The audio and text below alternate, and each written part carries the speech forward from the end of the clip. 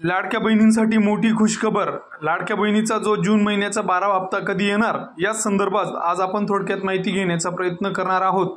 तत्पूर्वी तुम्ही जर आपल्या चॅनलवर नवीन असाल तर अशाच विविध शासकीय योजनांच्या माहितीसाठी आपल्या चॅनलला सबस्क्राइब करून घ्या आणि बेल आयकॉनला क्लिक करा। तर आता नुकताच जो 11वा हप्ता तो येऊन गेला आहे आणि आता 12वा हप्त्याची सर्वजणांना प्रतीक्षा आहे।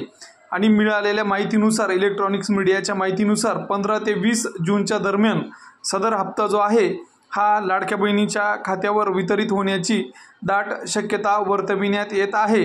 याबाबत अजून कुठलीही अधिकृत माहिती समोर आलेली नाही।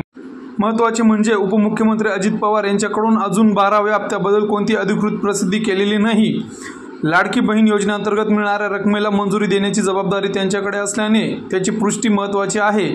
तसेच महिला व बालविकास मंत्री अदिती तटकरे यांच्याकडूनही अधिकृत घोषणा होणे अपेक्षित आहे।